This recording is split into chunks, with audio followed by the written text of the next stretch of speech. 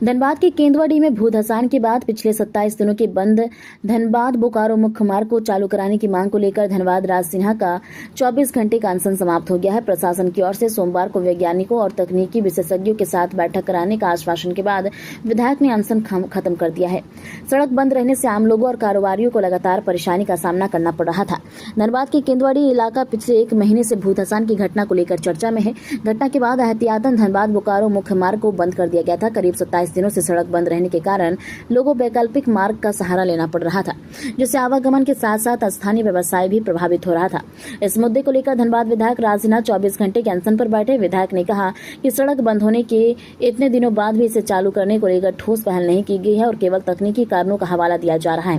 उन्होंने बताया कि माडा द्वारा करीब 15 फीट गड्ढा खोदकर जांच की गई है, लेकिन जमीन के नीचे न आग मिली है और न ही गैस रिसाव के संकेत मिले हैं। ऐसे में सड़क को सुरक्षित तरीके से चालू किया जा सकता है। विधायक ने वैकल्पिक मार्ग को भी सुरक्षित बताते हुए रात के समय उस रास्ते से तेज रफ्तार हाईवा वाहनों का परिचालन हो रहा है, जिससे कभी भी बड़ा हादसा हो सकता है। इसकी जानकारी धनबाद एसएसपी को भी दी गई है। धनबाद विधायक राज सिन्हा ने कहा कि आज भारत तकनीकी रूप से काफी सक्षम है। उन्होंने 2 उदाहरण देते हुए कहा कि जब देश में सैकड़ों फीट ऊंचाई पर चिनाब ब्रिज का निर्माण संभव है, तो धनबाद बोकारो मुख्य मार्ग को दोबारा चालू करने पर तकनीकी बाधा नहीं आनी चाहिए।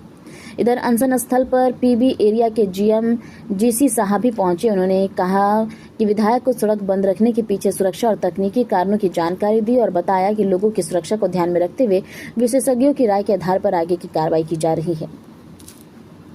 अभी डीसी महोदय से सुबह बात हुई है। उन्होंने कहा है कि सोमवार का समय दिया है कि वो तकनीकी विशेषज्ञों से राय लेकर के, और ऐसा कुछ बहुत विपरीत रिपोर्ट नहीं आया तो मैं सोमवार से रोड निर्माण के लिए प्रक्रिया को चालू कराऊंगा। फिर और नहीं होगा तो फिर अब आंदोलन के विकल्प तो कई विकल्प हैं, खुले हुए हैं। पिछली बैठक आखिर किन कारणों से स्थगित होती है कुछ बताएं। अब चलिए उससे आगे बढ़ गए हैं हम लोग, पिछली बैठक से आगे बढ़ गए हैं। अब सोमवार का कल का इंतजार है, कल परसों देख लेते हैं, फिर आगे बात करें। बिल्कुल, ये रोड हमारा कोई थोड़ी ना है, सरकार का रोड है, राज्य सरकार का रोड है, जिला प्रशासन का रोड है, उसकी चिंता होनी चाहिए। मेरा काम केवल लोगों की आवाज को वहां तक पहुंचाना है, तो मैं अपना काम कर रहा हूँ, अपनी जिम्मेदारी निभा रहा हूँ।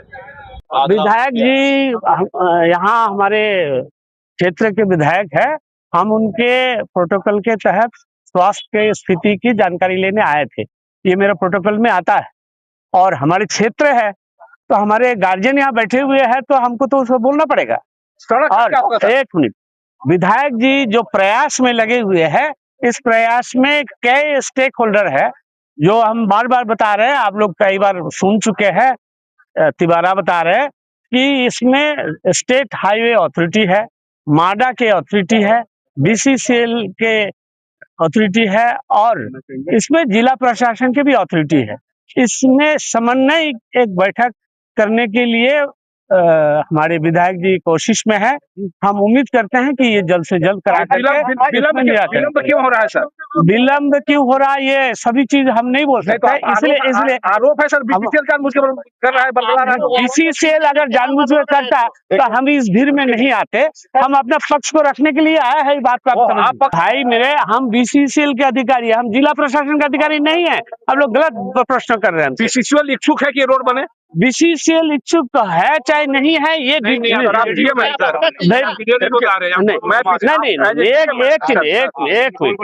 गोल गोल नहीं घुमा रहे। इसमें बात ये है, ये सुरक्षा के विषय है, स्पष्ट बात बोल रहे हैं। सुरक्षा के निराकरण कौन कर सकते हैं? हमारे वैज्ञानिक ही कर सकते हैं। उनके समन्वय के बाद फिर प्रश्न करिए। पहले इच्छा तो हो। इच्छा तो है ही, तभी तो बोल रहे हैं। जाना है तो हम ट्रेन में चढ़ेंगे, जब इच्छा ही नहीं हो तो हम ट्रेन में चढ़ेंगे क्यों? तो फिर स्टेट हाईवे अथॉरिटी माडा काम कर रहा है ना। माइंस आपका है, स्टेट उसका है, तो जनता जा रहा है इसमें। तोड़ने का आग्रह किया आपने? हाँ,